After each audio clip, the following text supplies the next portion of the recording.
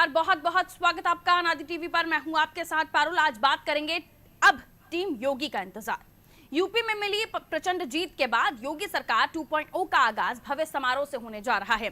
Ekana stadium पूरी तरह सज कर तैयार है। वीवीआईपीज के लिए पूरे इंतजामात हैं। एक बड़ा समारोह जिससे संदेश देश को, क्योंकि बीजेपी को ये जीत जिनके बूते हासिल हुई, बीजेपी उन्हें और जिनके साथ बीजेपी को आगे और अच्छे प्रदर्शन की संभावना है, बीजेपी इस कैबिनेट में उन्हें भी सोच समझकर नवाजेगी। मंत्रिमंडल की तस्वीर 25 मार्च को साफ होगी, लेकिन उससे पहले चर्चा का बाजार गर्म है। इतना पक्का है कि पिछले मंत्रिमंडल के 15 चेहरे इस बार नहीं दिखेंगे। इनमें से कुछ चुनाव हार चुके हैं, कुछ दल बदल कर चुके हैं और कुछ का रिकॉर्ड खराब है। पुरानी टीम के 3 कद्दावर चेहरों को टीम में मौका नहीं मिलेगा। जो 3 नाम हैं उनको जरूर हो सकता है कि मौका मिले, खास तौर पर उप मुख्यमंत्री। बीजेपी यूपी में फिर 2 उप मुख्यमंत्रियों को रिपीट करेगी। केशव प्रसाद मौर्य, दिनेश शर्मा डिप्टी सीएम हो सकते हैं। कयास ये है कि सूची में 47 नाम हैं। केंद्रीय नेतृत्व उसमें कुछ और नाम भी जोड़ सकता है। तो चमकेगी किसकी किस्मत, इसी पर करेंगे हम चर्चा। अब रिपोर्ट देखिए।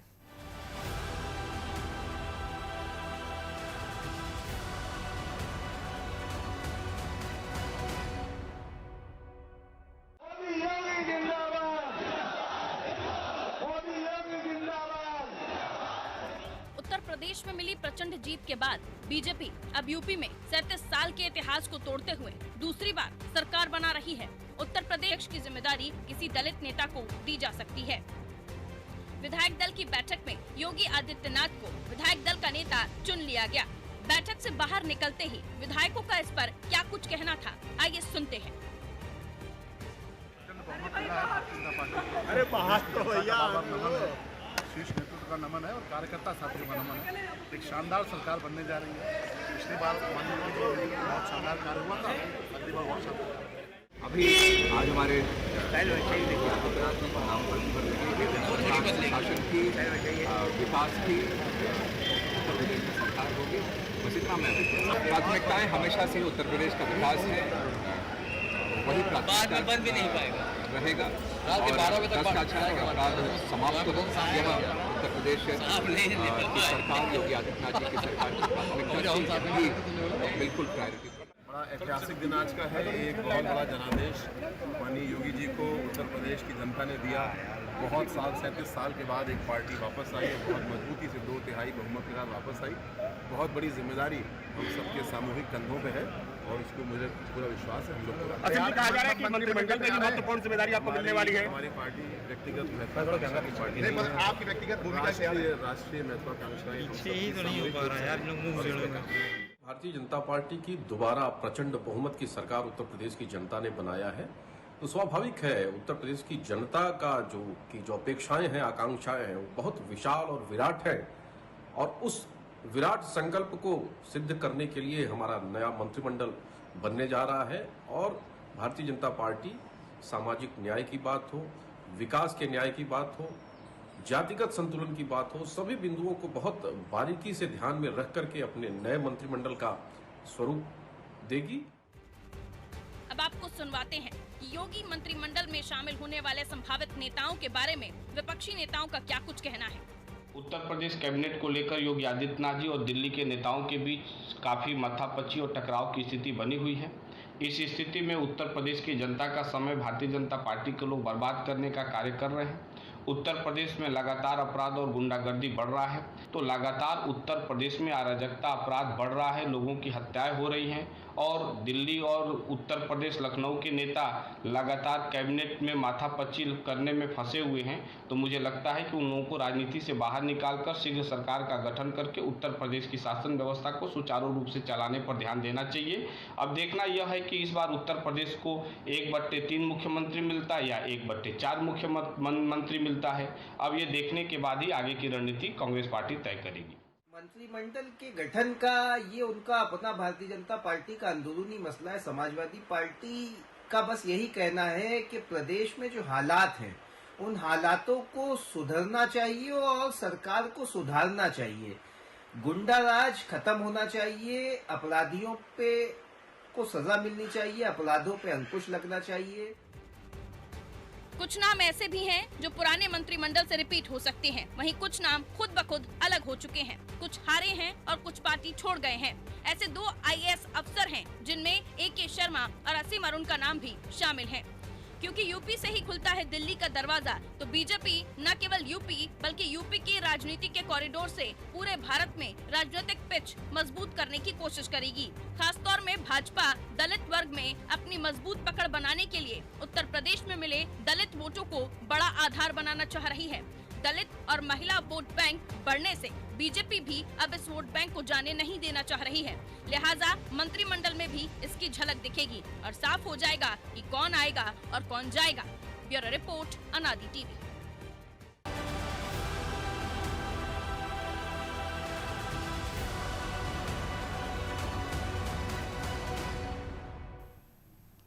तो अब हो रहा है टीम योगी का इंतजार, लेकिन बीजेपी आपको ज्यादा वेट नहीं कराने वाली है क्योंकि चंद घंटे ही होंगे अब जिसमें आपको पता चल जाएगा कल के सवेरे की क्या कुछ तस्वीर रहने वाली है। लेकिन उससे पहले चर्चाओं का दौर गर्म है क्योंकि लगातार ये कशमकश ये खुशपुसाहट चल रही है कि वो कौन से नाम होंगे। जैसे कि कांग्रेस का भी कहना है, सपा का भी कहना है कि 1/3 CM होंगे, 1/4 CM होंगे या 1/2 CM होंगे। चलिए चर्चा की शुरुआत कर लेते हैं। हमारे साथ जो मेहमान जुड़े हुए हैं उनसे आपका परिचय करा देती हूँ। मलिक जावेद अंसारी साहब हमारे साथ जुड़े हुए हैं, प्रवक्ता हैं आप कांग्रेस के। मलिक साहब आपका बहुत बहुत स्वागत करती हूँ। और साथ ही संजीव कुमार सक्सेना जी हमारे साथ जुड़े हुए हैं, सपा नेता हैं आप। संजीव जी आपका बेहद बेहद स्वागत। प्रभात त्रिपाठी जी वरिष्ठ पत्रकार हैं सर, हमारे साथ जुड़ गए हैं, बहुत अच्छे राजनीतिक विश्लेषक है, बहुत सीनियर जर्नलिस्ट हैं। प्रभात जी आपका भी बहुत बहुत स्वागत करते हुए आप इसे शुरुआत कि कल के जिस भव्य स्वरूप की एक झलक हमें दिखा दी गई है, यानी ट्रेलर तो हम देख चुके हैं, लेकिन साफ पिक्चर कल क्या होगी। कहा जा रहा है दलित और महिला वोटर्स बहुत ही अच्छे से जुड़े हैं भारतीय जनता पार्टी के साथ, उन्हें भी संभालना है, हर वर्ग का ध्यान रखना है और आगे 2024 को भी संभालना है। तो इस मंच से वो कौन सी तस्वीर जो 2024 की भी दिखेगी, उन वोटर्स को संभाल कर ले जाने की भी दिखेगी जो कांग्रेस और BSP से छटक कर अब बीजेपी के पास चले आए हैं। त्रिपाठी जी। पारुल जी, मैं लोक भवन में 4 बजे से लेकर 7 बजे तक अभी 3 घंटे वहां पे मैं था और 4 बजे अमित शाह को आना था, लेकिन अमित शाह 1 घंटे भारतीय जनता पार्टी कार्यालय में बैठे रहे और मंथन करते रहे और 5 बजे करीब योगी को विधायक दल का नेता चुना गया है। उसके बाद अमूमन ये होता है कि अगर डिप्टी चीफ मिनिस्टर बनाए जाते हैं, जैसे पहले परंपरा थी, जब योगी को चुना गया था 2017 में, तो डिप्टी चीफ मिनिस्टर का भी नाम पहले अनाउंस कर दिया गया था। लेकिन सबसे बड़ा सस्पेंस अभी बना हुआ है उत्तर प्रदेश के योगी मंत्रिमंडल में कि कौन होगा। जब विधायक दल की बैठक खत्म हो गई, अमित शाह का संबोधन समाप्त हो गया, तो सारे विधायक जब निकल रहे थे तो बड़े बड़े दिग्गज लोगों से हम लोगों ने बात की, चाहे बेबी रानी मौर्य हो, चाहे असीम अरुण हो, चाहे केशव मौर्य हो, चाहे दिनेश शर्मा हो, किसी के पास अभी फोन पहुंचा नहीं है। अमित शाह 8 बजे दिल्ली रवाना हो रहे हैं, कल फिर वो आएंगे और एक बैठक अभी मोदी जी के साथ होने वाली है। और सबसे बड़ा जो पेच फंस रहा है डिप्टी चीफ मिनिस्टर को लेके, सुतत देव और ब्रजेश पाठक को और दिनेश शर्मा और केशव मौर्य। योगी जब मुख्यमंत्री थे पिछले बार पूरे 5 साल, तो उनका जो 36 का आंकड़ा केशव मौर्य के साथ था, वो लगातार योगी जी केशव मौर्य को ड्रॉप करना चाहते हैं। लेकिन भारतीय जनता पार्टी एक OBC का बड़ा चेहरा होने के नाते केशव मौर्य को डिप्टी CM बरकरार रखना चाहती है। आवाज आ रही है पारुल जी? जी आपकी आवाज आ रही है।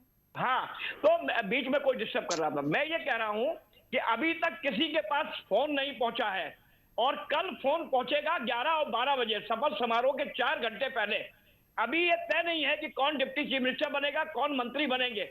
लेकिन आपने जो बात कही कि पुराने चेहरे, जो हारे हुए चेहरे हैं, उनको मंत्रिमंडल में नहीं लिया जाएगा और लगभग 15 लोग ड्रॉप हो रहे हैं जो पुराने चेहरे हैं, उनको संगठन में समायोजित किया जाएगा।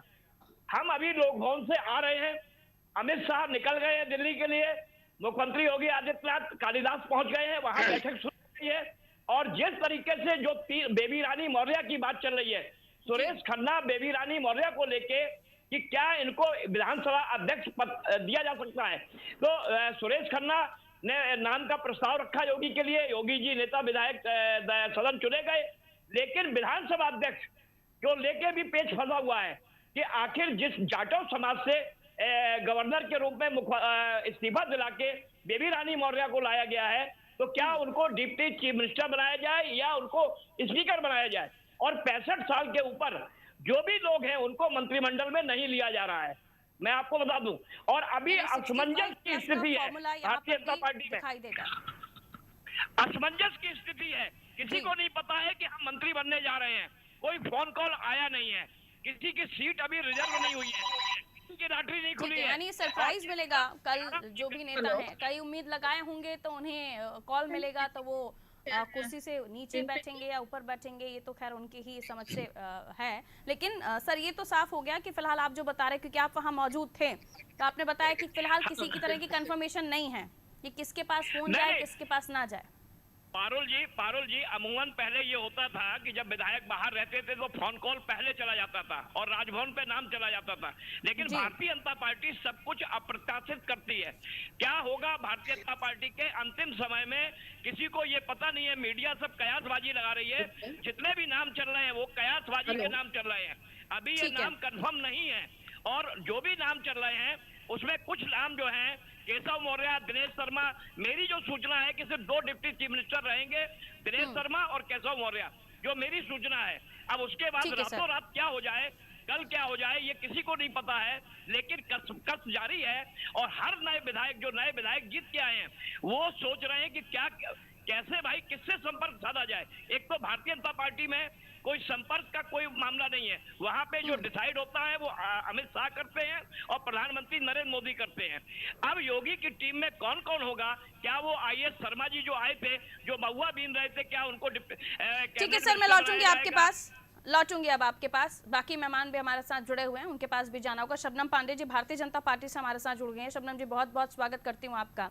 और मैं सपा और कांग्रेस के पास जाऊं, और लेकिन उससे पहले आपसे ही सवाल मुझे लेना होगा, क्योंकि कल जो मंत्रिमंडल है उसको लेकर सस्पेंस बढ़ा है, और इतना सस्पेंस क्रिएट करना, कहा जा रहा है कि 4 घंटे तक बैठक चली, त्रिपाठी जी वहीं मौजूद थे, और 4 घंटे की बैठक के बाद पता चलता है कि योगी जी को विधायक दल का नेता चुना गया है। लेकिन उसके बाद कश्मकश ये कि केशव जी को योगी जी नहीं चाहते डिप्टी CM, लेकिन उन्हें बीजेपी बनाना चाहते हैं, क्योंकि जो समीकरण है वो वहां फिट नहीं बैठते।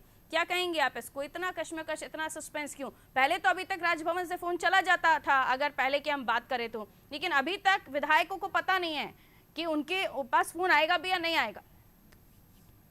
पारुल जी, निश्चित तौर पे जो मंत्री बनेंगे विधायक, उनके पास फोन कॉल आएगा। और ये बात कि पहले ये होता था, और राजयोग आपको याद होगा 2017 के चुनाव में हमने मुख्यमंत्री का चेहरा ही नहीं रखा था, हमने ये एश्योरेंस नहीं दिया था कि हम किसे मुख्यमंत्री बनाए, और हमने फिर मुख्यमंत्री माननीय योगी आदित्यनाथ जी को बनाया।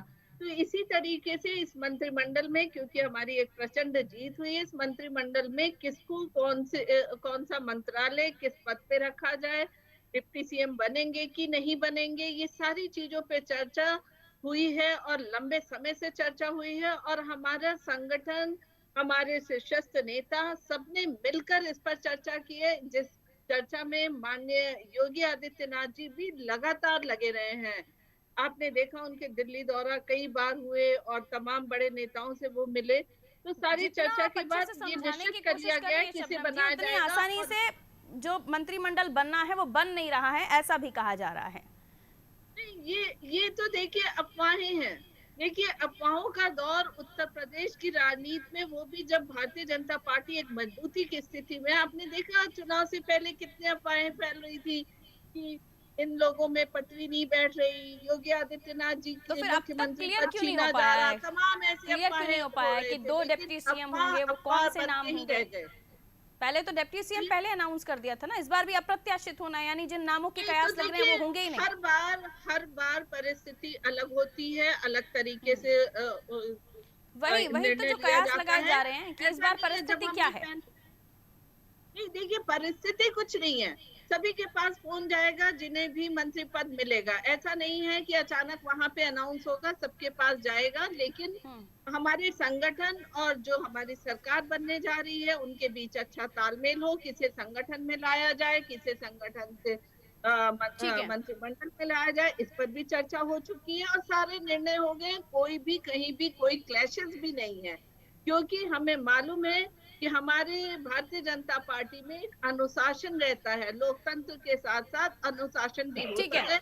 ठीक है, संजीव जी हमारे साथ जुड़े हुए हैं सपा से, मैं उनके पास अब रुक कर रही हूँ कि बहुत ही न्यूट्रल है कंडीशन। संजीव जी, बीजेपी का कहना है कि सब कुछ आराम से हो रहा है, किसी तरह की टेंशन की बात नहीं है, लेकिन अंदर खाने क्या चल रहा है क्या नहीं चल रहा वो तो कल ही साफ होगा। इस पर सपा का क्या रिएक्शन है? सपा किस तरह से देख रही है इस उथल पुथल को बीजेपी के अंदर जो चल रही है? वरिष्ठ पत्रकार त्रिपाठी महोदय ने बहुत कुछ बता दिया। मैं तो सिर्फ इतना ही कहूंगा, ये भाजपा का एक आंतरिक मामला है। मैं सिर्फ यही चाहता हूं एक नागरिक होने के नाते प्रदेश का, कि मंत्रिमंडल छोटा होना चाहिए, जिससे प्रदेश की अर्थव्यवस्था पर बेवजह भार ना पड़े। और जंबो जेट मंत्रिमंडल अगर बनाते हैं तो जनता की गाड़ी कमाई पर डाका डालते हैं ये लोग, ऐसा और उस पर प्रहार करते हैं। तो मैं ये चाहूंगा, वैसे तो मैं पहले ही कह चुका हूं कि इनका आंतरिक मामला है, लेकिन मैं ये चाहूंगा कि मंत्रिमंडल छोटा हो, जिससे अर्थव्यवस्था पर बेवजह भार ना पड़े। लेकिन संजीव जी, मंत्रिमंडल छोटा होगा, विभाग इतने सारे होंगे, एक मंत्री के ऊपर भार आएगा, फिर वो समय नहीं दे पाएगा, तो वो फिर कैसे चल पाएगा? एक मंत्री पे क्यों भार आएगा? एक मंत्री पे पहले तो देखिए आप, योगी जी पे तमाम मंत्रालय थे, ऐसे ही और लोग भी रखेंगे, कोई जरूरी नहीं है। ठीक है, यानी आपका ये बताना है कि मंत्रिमंडल छोटा होना चाहिए। शबनम जी, आपकी बात पर कोई टिप्पणी? जी, मेरा तो यही सोच है कि मंत्रिमंडल छोटा होना चाहिए। ये हमारा आंतरिक मामला है और मैं इसका सम्मान करती हूँ कि सपा के नेता ने इस बात को सम्मान पूर्वक कहा। इस बात को भी कहना चाहती हूँ कि मंत्रिमंडल छोटा हो या बड़ा हो, इसका ये विवेकाधिकार, विशेषाधिकार हमारे मुख्यमंत्री जी को है। और साथ साथ वो कह रहे हैं कि फिजूल खर्चा कम हो जाएगा आप लोगों का। नहीं, देखिए, हमने जो खर्चा कम किया वो सभी को मालूम है। इससे पहले जो एमएलए हुआ करते थे उन्हें इनकम टैक्स नहीं भरना पड़ता था। पिछली सरकारों ने एमएलए को, विधायकों को इतनी छूट दी हुई थी, पर हमने ये सब छूट खत्म कर दी माननीय मुख्यमंत्री जी ने, और तमाम खर्चों को कम रखा। तभी तो हमने अपना इम्प्लीमेंटेशन पॉलिसीज का इतना अच्छा किया कि जनता उससे प्रसन्न है, हम पर विश्वास करती है। लेकिन सपा का ये कहना है कि अगर आप इस एडवाइस को माने या ना माने, कि अगर मंत्रिमंडल छोटा होगा तो जिम्मेदारी भी मंत्रियों के ऊपर होगी, काम भी वो कर पाएंगे, खर्चा भी कम होगा। देना तो पड़ता है ना आपको अलग अलग एक एमएलए को। अगर 40 की जगह आप 30 कर लेते हैं तो वो अमाउंट कम हो जाएगा। ठीक है, मैं लौट रही हूँ आपके पास। प्राथमिकता ये होनी चाहिए कि जो हमने सुशासन 5 साल में किया वो और सुदृढ़ हो। जनता जो हम पर इतना विश्वास करती है, उनकी आशा और सारे मंत्रियों को सुशासन की जिम्मेदारी थोड़ी ना दे देंगे आप। ठीक है, मलिक जावेद अंसारी साहब के पास मैं जा रही हूँ, वापस लौटूंगी आप लोगों के पास। रुक जाइए मलिक साहब, क्या टिप्पणी आपकी? सच बात यही है कि इनका आंतरिक मामला है, लेकिन मैं ये भी कहना चाहूंगा 10 तारीख को परिणाम आए थे और आज 15 दिन हो गए, ये अभी तक डिसाइड नहीं कर पाए कि उप मुख्यमंत्री 1 होगा, 5 होंगे, 20 होंगे, 10 होंगे, कितने मंत्री होंगे। तो इससे उत्तर प्रदेश पिछड़ रहा है और लॉ एंड ऑर्डर की सिचुएशन दिन ब दिन बद से बदतर होती जा रही है। बहुत सारी हत्याएं होती जा रही हैं उत्तर प्रदेश में। तो जल्दी से जल्दी ये निर्णय लिया जाए। लेकिन पहली बार मैं सुन रहा हूं कि उद्योगपति भी शपथ ग्रहण समारोह में आ रहे हैं। ये पहली बार देख रहा हूं मैं कि उद्योगपतियों को भी दावत दी है भाजपा ने, और ये कह रही थी हम खर्चा कम करेंगे। शबनम जी, तो इतना भव्य समारोह करने की क्या जरूरत है? शपथ तो गवर्नर हाउस में भी ली जा सकती थी। इतने वीवीआईपी को बुलाना, इतने हेलीकॉप्टर्स, इतने हवाई जहाज लगाना, तो इससे पता लगता है कि उत्तर प्रदेश की जनता का जो गाड़ी कमाई थी उसका पैसा किस तरीके से बर्बाद किया जा रहा। ठीक है शबनम जी, ये इवेंट क्यों किया जा रहा है? एक बात और जोड़ना चाहूंगा मैं, हाँ। उत्तर प्रदेश में आज भी जो बेरोजगारी इतनी बढ़ती जा रही है कि इनके लिए आसान नहीं होगा। और मुझे पूरी उम्मीद है कि योगी जी 5 साल का कार्यकाल पूरा नहीं कर पाएंगे। उनके साथ भी ऐसा ही भीतरघात होने की उम्मीद हो रही है, ऐसा सुना है मैंने, जैसे केशव प्रसाद मौर्य जी के साथ हुआ है। पारुल जी, ठीक है, इसका जवाब शबनम जी देंगी। कहिए शबनम जी। देखिए, सबसे पहले तो मैं मलिक जी को एक मुहावरा बोलती हूँ, काजी जी दुबले क्यों हुए शहर के अंदेशा से। तो कांग्रेस पार्टी कमजोर क्यों हो रही है? भाजपा में क्या चल रहा है ये सोच कर अपनी पार्टी को सुदृढ़ करिए, अपनी पार्टी के प्रदेश के अध्यक्ष को चुनिए, उसकी चिंता करिए। हम चिंता कर रहे हैं कि हमें किस तरीके से सरकार के हम पे बड़ी जिम्मेदारी है। आपको सरकार की चिंता है, पार्टी की चिंता है, देश और प्रदेश की चिंता नहीं है। आपका केवल मकसद सत्ता को हासिल करना हो गया है। आपने देश की अर्थव्यवस्था हो, उत्तर प्रदेश की अर्थव्यवस्था हो, उसको नष्ट कर दिया है, रोजगार नष्ट कर दिए मैडम। आपने केवल पार्टी पे ही फोकस कर दिया है। प्रधानमंत्री जी हो, गृह मंत्री जी हो, केवल पार्टी का ही काम कर रहे हैं, देश का काम नहीं कर रहे हैं। शबनम जी, एक सेकंड रुकिए मलिक जी। सवाल ये है कि इतना इवेंट करने की जरूरत क्या थी, इतना भव्य समारोह की जरूरत क्या थी, और उद्योगपतियों को क्यों बुलाया जा रहा है? पॉलिटिकल इवेंट में उद्योगपतियों का क्या काम? सवाल ये था। देखिए, चाहे उद्योगपति हो या आम व्यक्ति हो, सभी लोग आ रहे हैं इस शपथ ग्रहण में, और हर कोई इस देश का नागरिक है, इस प्रदेश का नागरिक है, और उसको अगर हम बुलाते हैं तो इस पर इन्हें आपत्ति होती है, तो निश्चित तौर पे चिंता की वो ज्यादातर मित्र ही है, मोदी जी के मित्र ही है, अडानी अंबानी और ये सब मित्र ही है। अमीर और गरीब को अलग अलग पैमाने से नापते हैं, और हमारी पार्टी ने ये नारा दिया है, सबका साथ सबका विकास। इसीलिए आपने 23 करोड़ लोगों को पॉवर्टी लाइन में धकेल दिया, गरीबों को। सरकार देखेंगे, किसी एक को हटाने की सरकार नहीं। त्रिपाठी जी, कितने सहमत आप इन तमाम मेहमानों की बातों से? क्योंकि देखिए, एक पत्रकार होने की नज़र से ये भी समझना होता है कि क्या वाकई एक जो कार्यक्रम को बहुत ही नॉर्मल तरीके से किया जा सकता था, इससे क्या संदेश देने की कोशिश हो रही है? ये इतना अमाउंट इन्वेस्ट हो रहा है तो बीजेपी का इसका फल मिलेगा या नहीं मिलेगा? और ऊपर से अभी संजीव जी का कहना कि छोटा कैबिनेट बनाइए। जी नहीं, पारुल जी, हमारे जो सभा के साथी ने जो बात कही बिल्कुल सही कही कि मंत्रिमंडल छोटा होना चाहिए। हम लोगों के टैक्स से पैसा आता है, उससे सरकार का खर्चा चलता है।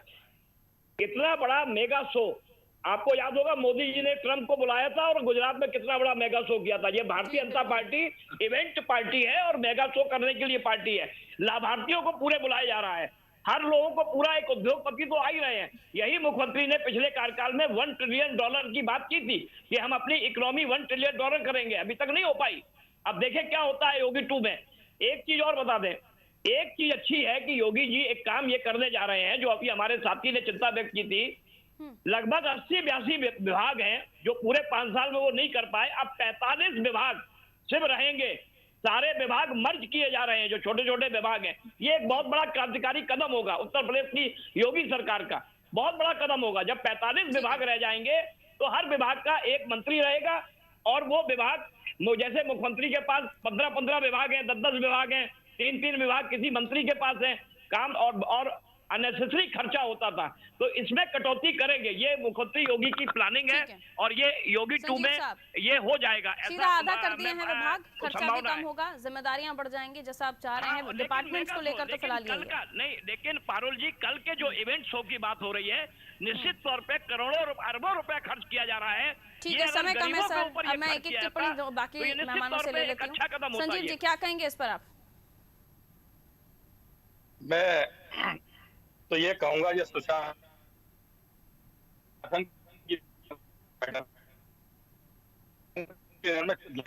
40 से 50 लाख लोगों की मृत्यु हो गई। दवाएं नहीं मिल पा रही थी, ऑक्सीजन नहीं मिल पा रही थी, अस्पतालों में बेड नहीं मिल पा रहे थे, गंगा में लाशें बहती मिल नहीं थी। फिर भी जनता ने इनको चुना है। मेरा ये सोच है कि अब इनको उसका ध्यान रखना चाहिए और उनके जनता को ऊपर बेवजह भारना पड़े। ये इसको इन लोगों को ध्यान बाद में शबनम जी के पास जाऊंगी, 30 सेकंड में खत्म कीजिएगा मलिक साहब। उत्तर प्रदेश ने इनको चुना है तो इनको बहुत मुबारकबाद, लेकिन हम पूरा प्रयास करेंगे कि जो उन्होंने वादे किए हैं वो पूरे कराएंगे। इनसे सड़क तो उतरना पड़ेगा कि विपक्ष का काम ये होता है कि आप जो कह गए हैं वो आपको निभाना पड़ेगा। शबनम जी, जल्दी से निभाना पड़ेगा इस बार, वरना इनको छोड़ा नहीं जाएगा। अरुण जी, निश्चित तौर पे जो इन्होंने कहा कि हमने बहुत से आरोप लगाए फिर भी जनता ने चुना, तो ये आत्ममंथन और आत्मसमीक्षा इन्हें करनी पड़ेगी, इनकी पार्टी को करनी पड़ेगी कि ऐसा क्या रहा, क्या हमने अनर्गल आरोप लगाया कि जनता उस पर उनके साथ नहीं खड़ी। ये इन्हें चिंता करनी है, ये हमें नहीं चिंता करनी। लेकिन तमाम परिस्थितियों के बाद अगर जनता ने आपको दोबारा चुना है तो आपको उनकी उम्मीदों पर खरा उतरना पड़ेगा। कोरोना क्योंकि अब दोबारा देश में उस हद तक नहीं आएगा जो विपदा हमने झेली है, जो 2.5 साल का बार बार ये एक रीजन दिया जाता है कि कोरोना था इसलिए हम काम नहीं कर पाए। और 4 लाख मुआवजा देना था, मोदी जी ने कानून बनाया था, ये दे नहीं रहे। शुक्रिया आप सभी का हमारे साथ जुड़ने के लिए, बहुत बहुत शुक्रिया। शबनम जी, संजीव जी, मलिक साहब, त्रिपाठी जी, बहुत बहुत शुक्रिया, आप लोग हमारे साथ जुड़े। तो भव्य स्वरूप दिखाई देगा, भव्य स्वरूप आपको इस एकाना स्टेडियम का दिखाई देगा। दुल्हन की तरह से सजा दिया गया है, भगवा जगह जगह दिखाई दे रहा है। लेकिन ऐसे में नजर उस कैबिनेट पर जिसमें होंगे तमाम वो नाम, जिसमें दिखेगा सब धर्म संभव की एक झलक, और कैसे महिलाओं को और कैसे दलितों को उसमें मर्ज किया जाएगा, कैसे उन्हें भी संतुष्ट करने की कोशिश की जाएगी। हालांकि खबरें तो ये निकल कर आ रही हैं कि 4 घंटे चली अमित शाह जी के साथ बैठक, उसके बाद नाम निकला विधायक दल के नेता योगी आदित्यनाथ। लेकिन डिप्टी सीएम जो पहले पिछली सरकार में बहुत पहले अनाउंस हो गए थे, वो अभी तक सामने नहीं आए क्योंकि उसको लेकर कश्मकश चल रही है। नजर होगी हमारी, रखिए अपना ख्याल, दीजिए इजाजत, नमस्कार।